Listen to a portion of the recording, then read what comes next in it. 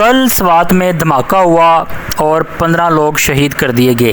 مراد سعید نے کہا کہ میں بھی کل دھماکے کی نظر ہو جاتا، ہلاک کر دیا جاتا۔ یہ دھماکہ اس وقت کیا گیا جب مقامی لوگ پرامن دھرنا اور امن مارچ کر رہے تھے۔ یہ مارچ لانگ مارچ یہ حکمرانوں کو کھٹکتا ہے، جرنیلوں کو کھٹکتا ہے۔ کشمیر کی حالیہ صورتحال دیکھ لی کہ ٹرک بھر بھر کے آپ یقین جانے لاشوں کے جا رہے ہیں، ان کو زندہ تک جناب دفن کیا جا رہا ہے۔ سوات کل کبل تھانے کے مرکزی گیٹ کے سامنے دھماکہ ہوا، جس کے نتیجے میں پولیس اہلکاروں سمیت کئی شہری ہلاک ہوئے، زخمی ہوئے، ایمرجنسی وہاں پر ناپس نہ ہو گئی۔ مقامی ذرائع کے مطابق لوگ سفید جھنڈے اٹھا کر امن مارچ کر رہے تھے کہ اسی دوران دھماکہ کر دیا گیا۔ اس واقعہ کے بعد سوال اٹھایا جا رہا ہے کہ کیا دہشت گردوں کو امن قبول نہیں، یا متعلقہ ادارے اس دہشت گردی میں ملوث تھے، یا متعلقہ ادارے چاہتے ہی نہیں کہ یہاں پر امن آئے۔ دھماکہ کیا گیا اس واقعہ کے بعد سوال اٹھایا جا رہا ہے کہ دہشت گردوں کو یہ امن نہیں قبول، یہ جرنیلوں کو امن قبول نہیں، ادارے امن کے لیے مؤثر اقدامات چونکہ نہیں کرتے۔ جب لوگ امن کا سفید جھنڈا لے کر نکلے ہیں تو انہیں مناسب سیکیورٹی کیوں فراہم نہیں کی جاتی؟ یہی وہ بنیادی سوال ہے جس پر مراد سعید نے D G I S P R پر شدید تنقید کی ہے، اور وہ جرأت دکھانے والے پہلے بھی پیغامات جاری کرتے ہیں اور ڈی جی صاحب کو للکارتے ہیں۔ یہ پہلی مرتبہ نہیں ہوا، ٹویٹ دیکھیں کہ میں نے سوال آپ پر اٹھایا ہو۔ اپریل 2023 میں بھی یوں ہی آپ پر سوال اٹھانے کا جواب مجھے میرے گاؤں میرے لوگوں کو لہو لہان کر کے ملا تھا، یعنی کہ دھماکے کیے گئے، قتل کیا گیا، اور آج پھر قبل سوات میں ہونے والے امن اس مارچ پر بھی حملہ ہوا اور امن کا سفید جھنڈا لے کر ہی نکلنے والے ہمارے معصوم شہریوں کو لہو لہان کیا گیا۔ امن پاسون کا اعلان ہوتے ہی امن تحریک کے پرانے ساتھی اور ان کے جناب جاننے والے نکلے تھے، اور واضح طور پر آپ نے دیکھا کہ امن کے نام سے کس کو نفرت ہے، جب کہ امن پاسون کو روکنے کی کوشش ناکام ہونی ہے تو دھماکہ کروا دیا گیا۔ یعنی کہ یہ دھماکہ ڈائریکٹ طور پر وہ کہہ رہے ہیں کہ جنرل صاحب یا ڈی جی صاحب کی ملی بھگت سے ہوا ہے۔ اس کا ایک ہی مقصد ہے کہ جو قوم میڈیا اب دہشت گردی کی کوششیں کر رہی ہے یا ان کو ناکام بنا رہی ہے، ان سے امن قائم نہیں ہو رہا،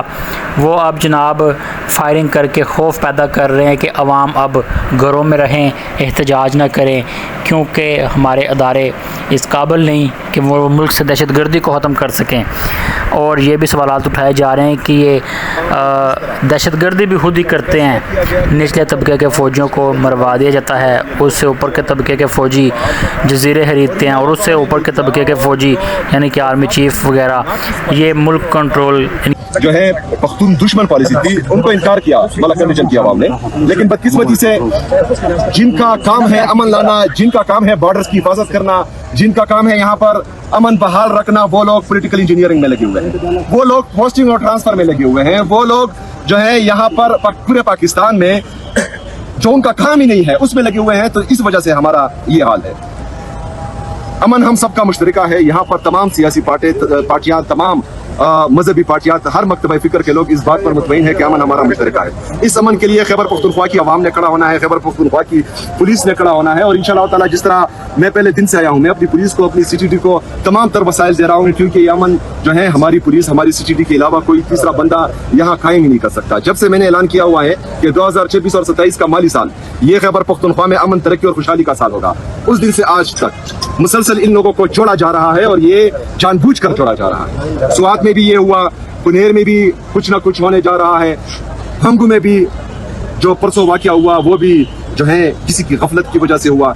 دیر میں جو ہوا وہ بھی کسی کی غفلت کی وجہ سے ہوا۔ مسلسل ہماری پولیس ان کو بلا رہی تھی لیکن کوئی بھی نہیں آیا۔ تو یہ غفلت مزید نہیں برتی جائے گی۔ خیبر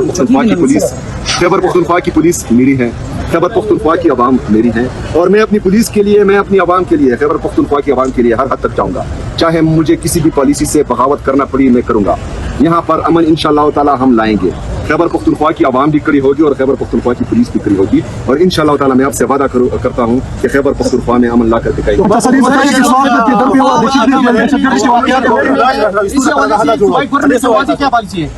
हुकूमत को इशारा हुकूमत अमन अमान की रास्ता के नाकाम है और गवर्नर राज पर अल्लाह रसूल की दस वेरे की तसो है कि गवर्नर राज लाके तसो उर्दू में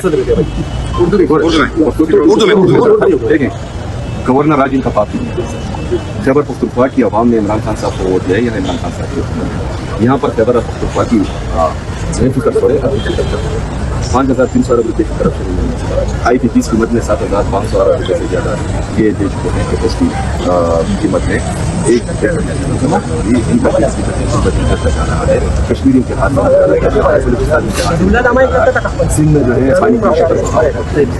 ये जो है सियासी इंजीनियरिंग छोड़े, ये अपना काम पहचाने, जो इनका काम है वो करें। वो पार्टी हुकूमत जो है उनके पास कोई इख्तियार ही नहीं है, वो ना समझती है ना उनके पास कोई पॉलिसी है। यहाँ पर खैबर पख्तूनख्वा में जो है अवामी मैंडेट से हुकूमत आई है, हमने अपने आवाम का सोचना है और हम बेहतर पॉलिसी ला सकते हैं। लेकिन मसला ये है कि जो लोग जिनका काम ही नहीं है सियासत में मुदाखलत करना, वो लोग ना यहाँ की ब्यूरोक्रेसी को और ना ही यहाँ की पुलिस को अपना काम देने दे रही है और ये मैंने बार बार रिपोर्ट भी किया है। लेकिन इसके बाद इस तरह नहीं होगा, हमें जो है मजीद सख्त पॉलिसी अपनानी होगी और इसके लिए हमने हर हद तक जाना है और इस दफ़ा इंशाअल्लाह ताला ये मैं आपको करके दिखाऊंगा। अच्छा सर, बताइए कि स्वामी पे इधर पे दहशतगर्दी के वाक़यात हो रहे हैं, इसमें दहशतगर्द भारी हथियारों से पुलिस पर हमला और उन्हें पुलिस जो है उनके पास वो हथियार नहीं है जो मतलब वो गुलेल का मुकाबला बंदूक से नहीं हो सकता। देखें, इससे पहले जब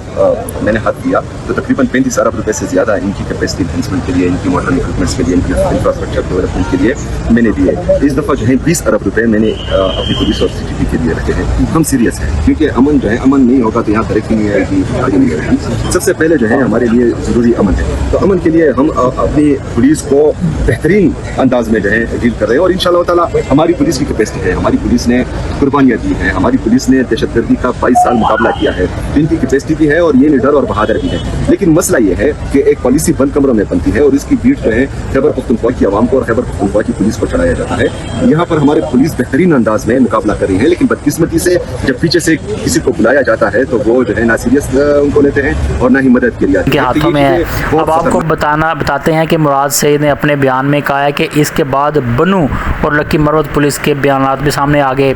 जिनके बारे में दावा किया जा रहा है कि वो बाज़ पॉलिसियों पर सख्त तहफ़्फ़ुज़ रखते हैं और इन्हें अमन के लिए नुकसानदा समझते हैं। साथ ही ये भी बताया जाएगा कि इस धमाके के बाद मुराद सईद आइंदा क्या लाया अमल इख्तियार करने का इरादा रखते हैं। मुराद सईद ने अपनी पैगाम में कहा है कि DG साहब, ये पहली मर्तबा नहीं कि मैं आपसे सवाल किया हो कि मुझे जवाब दो। जनाब, आपने तो जो जवाब दिया है वो जवाब मुझे लहू लुहान करके दिया गया है। हुए भी खामोश हैं।